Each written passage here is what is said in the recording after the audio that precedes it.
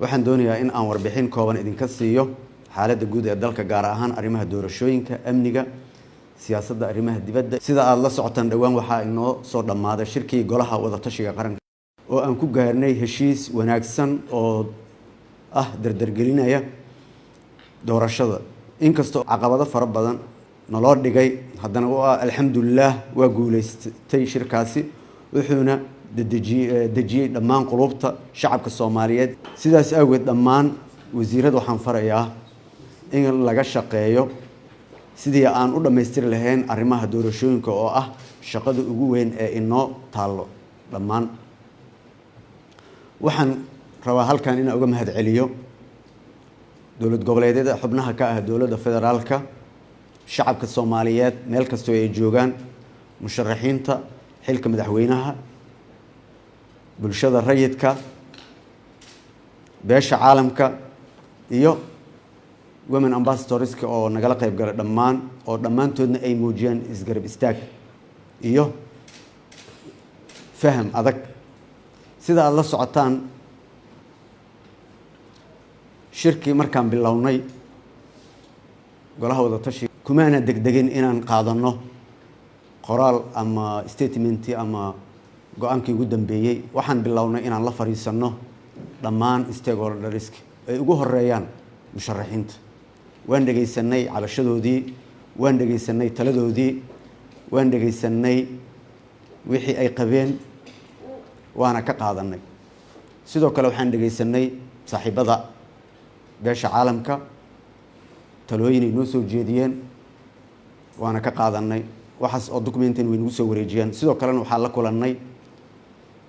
bulshada rayidka ah iyo women ambassadors oo iyagana noo soo gudbiyey aaradooda iyo fikirkooda ku aadan iyo doorashada iyo daahfurnaanteeda. kadib shirkii ayaa noo bilowday annagoo ka duulayno dhammaan saaxiibadeen fikradihii wanaagsanaa iyo talooyinkii ay noo soo jeediyeen. intii badneed oo ugu badneed waa qaadanay, waxaana isku afgaranay inaan doorashada u qabanno una qorno sida ugu daahfuran uguna wanaagsan. qoraal ah ayaan sameynay doorashada ku saabsan iyo amnigeeda. muddo maalmaha waa isjiijiideynay, laakiin markay naga soo dhammaatay annagoona go-aan qaadan ayaa haddana waxaan go-aansanay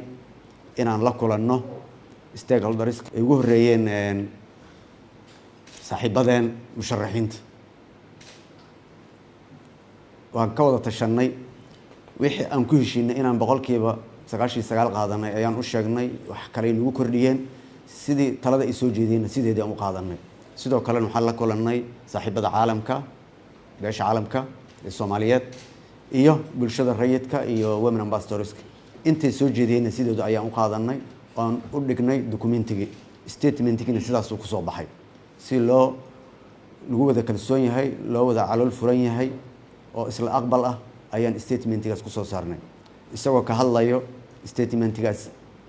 doorashada daahfurnaanteeda step by step in tallaabadaas la wada raaco iyo amniga. waxaan jeclahay waxaas lagu heshiiyey in fulinteedii aad qayb ka noqotaan. idinka kaliya maaha wasiirada. waxaan rabaa halkan inaan ka codsado shacabka Soomaaliyeed meel kasta ay joogaan, bulshada rayidka, musharaxiinta, beesha caalamka, dhammaan heshiiskaas lagu heshiiyey oo ah daahfurnaanta doorashada oo aan dul istaagnay qodob laga bilaabo guddiga ama odayaasha wax soo xolaya, ergooyinka, ilaa ay doorashadaas ka dhammaanayso, in nalagu kor joogteeyo, nalagu dabagalo, lala socdo oo isha lagu hayo. qof kastoo Soomaali ah, hadduu joogo magaalo madaxda, hadduu joogo gobol, hadduu joogo dibaddana, waxaan ka codsanaynaa inay dabagal nagu sameeyaan. waqtiga aan haysano oo kooban oo 40 maalmood ahna nalagu daba joogo. waxaan ku heshiinay inaan bilowno 15 bishan oo ah maalinta Sabtiga ah. waxaan leeyahay shacabka Soomaaliyeed, mas'uuliyaddan waa mas'uuliyad wadareed, qof kasto ayay qusaysaa. waa in nalagu kor joogteeyaa maalinta Sabtiga, waa in la bilaabaa doorashada. ay ka bilaabataa dhammaan 6 deegaan doorasho oo ah 5 dowlad goboleed iyo magaalada Muqdisho. waa in lagu kor joogteeyaa. waan ogahay inay jiraan markasta wanaag la aado kuwa isku daya in weli la carqaladeeyo doorashada waana dhaqan xun waana midka inoo keenay halka aan maanta taagannahay oo ah in doorashada ay dahdo saad la socotaan maalin kasto iyo habeen kastaba waxaa soo baxo statements iyo lagu xoojinayo inaan waqtiga dib looga dhicin in doorashada waqtigeeda lagu dhameeyo waqtiga lagu heshiiyo in lagu dhameeyana aan maalin dib looga dhicin sidaa darteed waa ku mahadsan yihiin dadkaas walaalaheena saaxiibadeena oo korjoogtada nagu hayo laakiin annagana waxaan rabnaa inaan isxilqaano waajib ayaa naga saaran shacabka Soomaaliyeed dalkan xaaladdu ku jiro qof kasta Soomaali ah meel kasta uu joogay waa ogyahay xalka kaliya aan haysano waa doorasho waxaan leeyahay doorashada saaxiibaday anigu aan ugu horeeyo iyo dawlad goboleedyadaba inay sida ugu adag ugu wanaagsan ugu dhaqsiyaha badan aan u fulino shacabkana aan waqtigoodii iyo dhiigoodii iyo dhacankooda aan lagu ciyaarin doorashadaas inay qabsoontana ay waajib tahay haddaan u gudbo amniga waxaan bogaadinayaa dadaalka nafurnimada ah ee ciidamada qaranka Soomaaliyeed difaaca shacabka Soomaaliyeed meel kasta ay joogaan waan uga mahad celinayaa waan u bogaadinayaa waxaan u tacsiideynayaa dhammaan intii ku nafbaxday iyagoo difaacayo qof kasta oo Soomaali ah waxaan farayaa wasaaradaha amniga iyo taliyaasha ciidamada in ay xoogooda isugu geeyaan sugidda nabadgelyada muwaadiniinta Soomaaliyeed dhammaanteen qof kasta oo Soomaali ah waajib ayaa ka saaran wasaaradaha amniga iyo dhammaan taliyaasha ciidanka inay sugaan amniga muwaadiniinta Soomaaliyeed waxaan kaloo farayaa in ciidamada qaranka sida ay sheegeen sida murtiyadkeena uu ku jiray ay markasta ahaadaan dhexdhexaad oo aysan ku milmin siyaasadda taasoo ah dhaqan fool xun oo wadan kasta ku dhaqmana dib u dhac u keena sidaa darteed waxaan leeyahay dhexdhexaadka ahada arrimaha siyaasadda waxa waajib idinka saaran waa difaaca dalkiina iyo dadkiina cadawga ugu weyn aan hadda leenahayna waa argagixisada oo ay tahay inaan ka hortagno ma ahan inay siyaasadda ku milmaan waa in ay ka madax bannaanaadaan siyaasadda arrimaha dibadda sidaad la socotaan dalkeenna wuxuu u baahan yahay siyaasad degan oo u adeegaysa maslaxadda ummadda Soomaaliyeed sidaa awgeed waxa inaga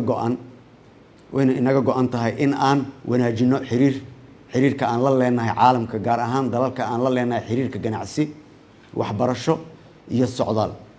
inagoo markasta tixgelinayna halka ay ku jirto maslaxadda ummadda Soomaaliyeed saad la socotaan suurtagal ma aha in aan si aan macno lahayn u colaadino dalal aan walaalanahay kuwaas oo sanad kasta ay inaga dhaxmarto balaayiin dollar sidoo kalena marin iyo degaan u ah qaybta ugu weyn ee ganacsigeena dibadda marka dal ka ra'iisul wasaare ahaan ka wasiirad ahaan iyo ka xukuumad ahaanba annaga cid aan dagaal u qabno ma jirto dalka Soomaaliyeedna cid kasto walaalo u leeyahay saaxiib leeyahay waa inaan xiriir wanaagsan la yeelanaa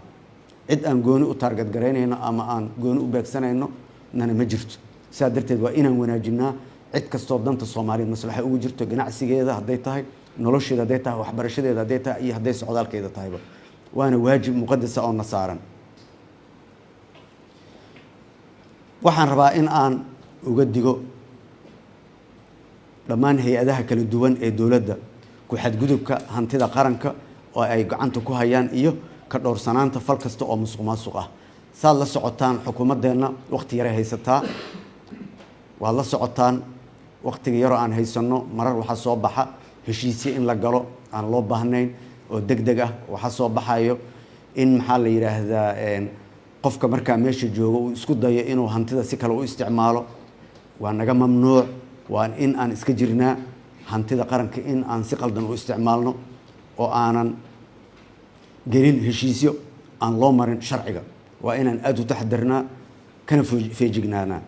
sidaa darteed ka ra'iisul wasaare ahaan ma aqbalayo in si qalad ah looga faa'iideysto waqtigan xasaasiga ah ee lagu jiro in heshiisyo la galo